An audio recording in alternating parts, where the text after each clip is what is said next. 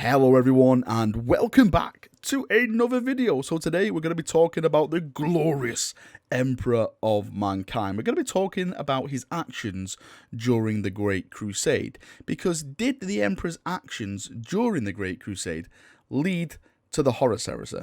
Or was it down to the Primarchs being easily corruptible that led to the Horus Heresy? I'm sure this may cause a bit of a stir in the comments section, so let's jump in and let's have a little chat. First things first, for you chaps who are in the comments section say the Emperor's a heretic, it's all his fault, the Emperor damned humanity, I will find you, I will report you to the Inquisition, and when you're being burned alive, I will laugh. I will laugh with joy because you are a heretic and you deserve everything that is coming to you. Apart from that, the Emperor did make some funky decisions during the Great Crusade, which potentially may have led to the fall of the Primarchs. But I personally think it was the Primarchs themselves that led to the fall and led to the events of the Horus Heresy. I know the Emperor could have helped in certain situations, and that's what we're going to be talking about in a second, but ultimately, I think the responsibility lies with the Primarchs, those individuals who marched under the banner of chaos. So I think we should start with the Emperor, and then we should discuss some of the things the Emperor did do wrong, because I do hold my hands up, he did do a couple of things wrong, and we can look at some of the situations which caused then certain Primarchs to go on the certain paths they did because of his actions. But then again, I still think it's down to the Primarchs themselves. So let's start.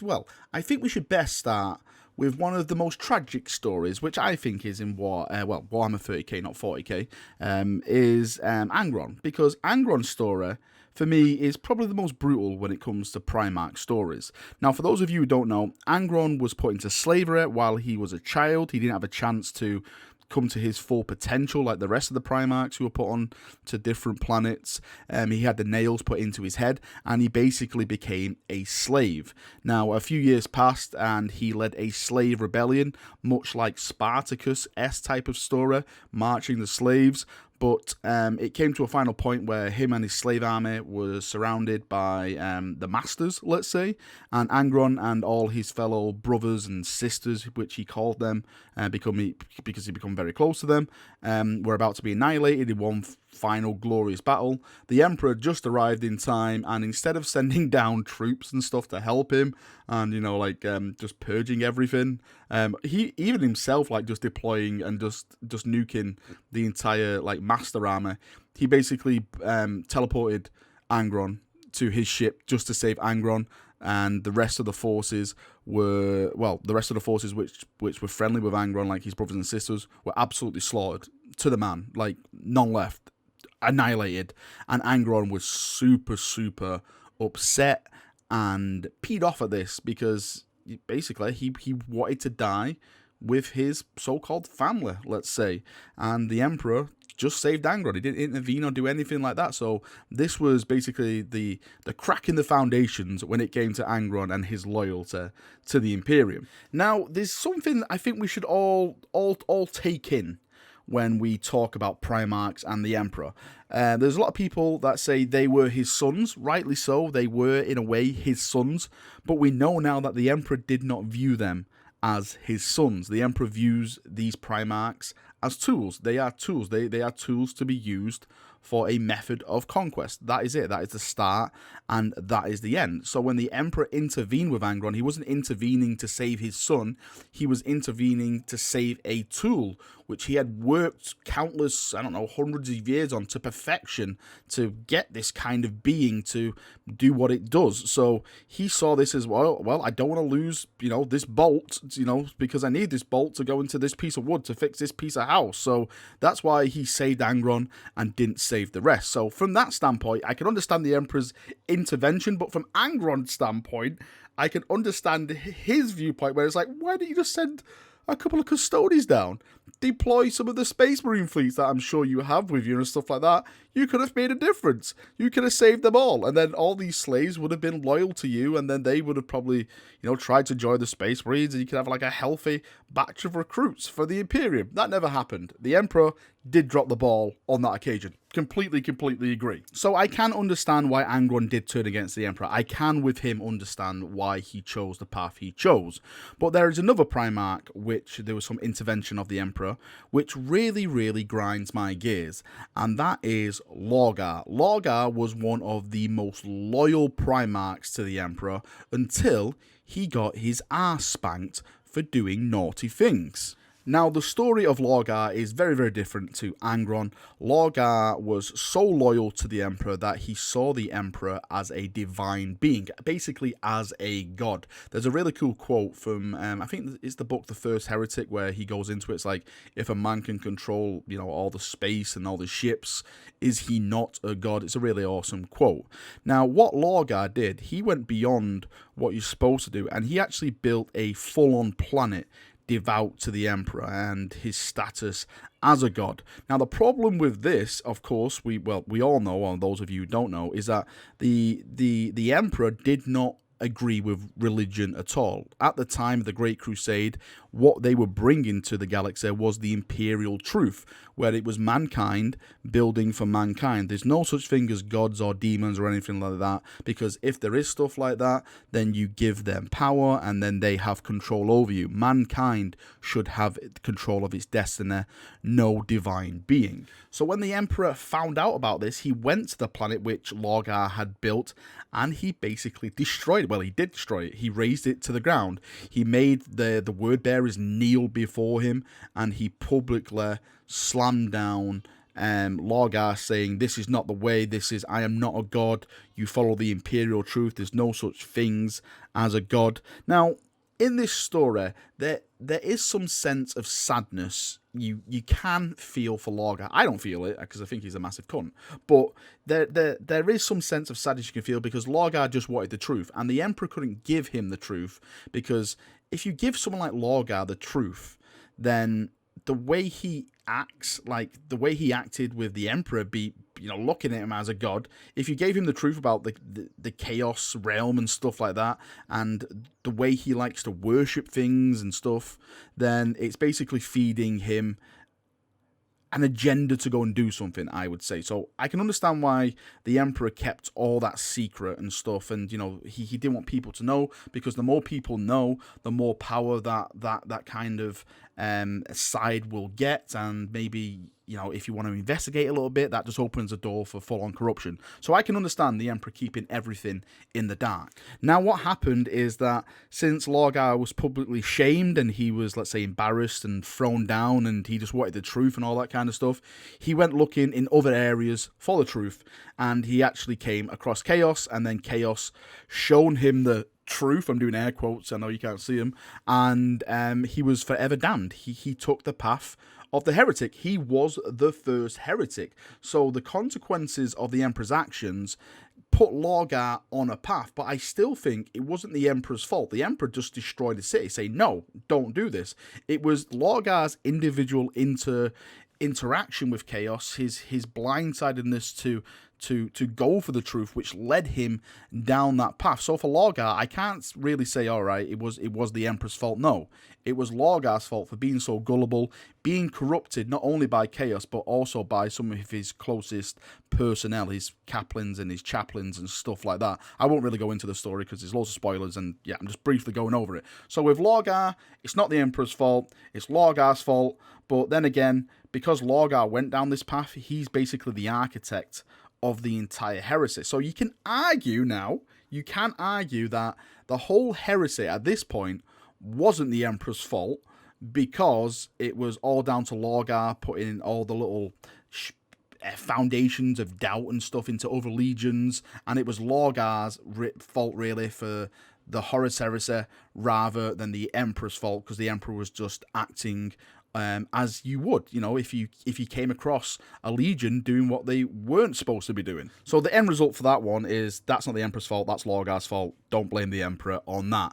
Now the next bit is where I can kind of agree the Emperor made a bit of a boo-boo. And this was handing over the reins of War Master to Horus without informing Horus why he was going back to Terra. Right, now, for those of you who don't know, the Emperor was the leader of the Great Crusade, but once he more or less gathered all his Primarchs, well, once he gathered all the Primarchs, let's say, and all the legions were out doing their thing, he decided that he would go back to Terra and work on the Golden Throne. We know that, but the Primarchs themselves did not know why the Emperor went back to Terra. Now, he made Horus War Master. He made him basically the head honcho when it came to the Great Crusade. Whatever orders he gave was basically a de facto order from the Emperor himself. So War Master Horus was the leader of the Great Crusade, but then he started to have doubts, like, why did the Emperor leave? Why did he not tell us what he's doing? What is he doing back there? One thing led to another. Horus was wounded on a moon of Davin, and he was put into like a kind of a coma of some sort, and inside this coma, that is where he received visions from the Chaos Gods, which basically corrupted him, saying, hey, look, the Emperor's going back to Terra to do all these kind of things. He's got to be getting rid of you once your task is complete. You know, they basically fed him lies, and what happened is that Horus was corrupted because of this, and that is basically the start of the Horus Heresy. This is when now he started to gather Primarchs under his banner. Now, one of the problems with the Emperor going back to Terra is that he couldn't keep a watchful eye on the legions and the Primarchs, so there was some Primarchs who preferred the leadership of Horus, alas Fulgrim, Mortarion, and Mortarion had a similar situation to Angeron about intervening and stuff like that, but I don't really want to go into that because I've already covered Angeron and stuff. So these are the kind of Primarchs that went under the banner of the Emperor, the banner of Horus more than the Emperor himself, because they had more of a connection with Horus. So on that note, maybe it was a bit premature for the Emperor to go back and start working on the Golden Throne. But then again, you can also blame him, and this is where I hold my hands up as well, you can blame him for not telling the War Master his intentions on why he was going back. Maybe I can understand with other Primarchs why he never told them, but to not tell the head guy who's leading your actual crusade on why you are getting out of Dodge and leaving all the tasks to him, that is where the Emperor made a bit of a boo-boo, because it was the Golden Throne. It was nothing massive, nothing special, nothing that could have I personally think gave the legions any kind of scare. It was just another way of humanity to evolve in the galaxy, to transport and get around, so they didn't have to rely on warp travel and the easily ways, like, you know, that can all go wrong and cause corruption and death due to demons and all that kind of stuff. So the Emperor did make a massive boo-boo on that one. Now, the last massive issue with the Horus Heresy, Horus is now corrupted, was Magnus the Red.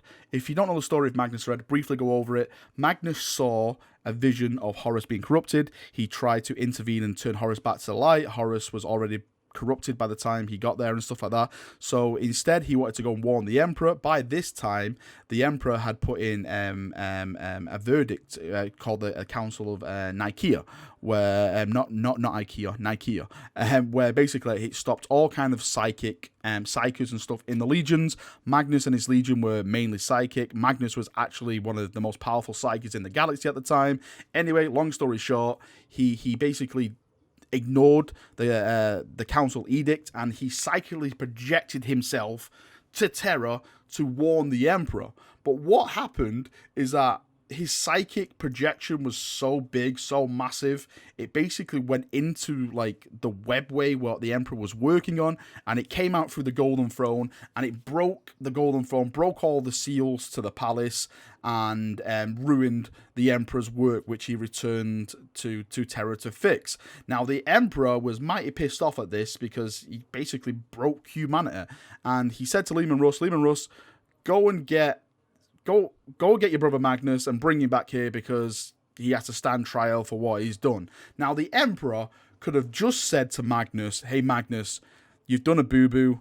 What have you done? And explain the situation on, you know, what he's done, and, you know, you have to come here now because I'm going to need you in this hour of need, you know, you can take up this task. Because I personally think that Magnus could have sat on the Golden Throne and held back the hordes of chaos, much like the Emperor had to during the whole Horus Heresy. But instead, he sent Leman Russ, which is probably not the smartest Primarch or the best Primarch to send to bring one of your brothers in. Again, long story short, Horus contacted Leman Russ. Leman Russ didn't know that Horus was corrupted at this time, and Horus was like, you need to kill Magnus, because Horus was hoping that the both legions would wipe each other out. But then it's like 2 players down, and he could easily move on with his plans. Well, that basically ended up happening. They basically the Thousand Sons were more or less destroyed, but then Tzeentch intervened, and Tzeentch got his demonic Primarch and the Thousand Sons to his side, and Leman Russ and his legion were badly scarred and weren't back to full strength and stuff. So it all worked out for Horus and stuff like that. So again, on the whole situation with that, I think the Emperor could have handled it better. But then again, there is such blame to be put on Magnus as well for breaking the edict. This is why the Emperor put the edict in place, to stop all this psychic nonsense. So Magnus is probably I personally think Magnus is personally to blame on that one. What's to stop him for sending a navigator signal back to Terra, or jumping or getting all his legion into ships and say, right, we're heading to Terra, we have to warn the Emperor that way. I know time was of the essence, but to break the edict and to basically damn humanity, it's all down to Magnus for me. Magnus was completely in the wrong. All right, chaps, that's enough for me. I'm probably sure there's more stuff the Emperor and other Primarchs did wrong, but I don't want this video to go into 20 odd minutes of me just going back and forth. What do you think? Do you think the Emperor is the cause of the Horus Heresy? Did the Emperor plan all this? This is another big theory. Maybe I can do this in another video. Did the Emperor plan all this secretly? So all the legions and all the Primarchs did all these decisions so the Emperor could be put on the Golden Throne and be worshipped as a god? Irony at its finest. Who would have thought? Tell me what you think in the comment section. Let's have a nice little healthy chat about it down there. Thank you for watching this video. I hope you've enjoyed it, and I'll see you all very, very soon. See you now, and bye-bye.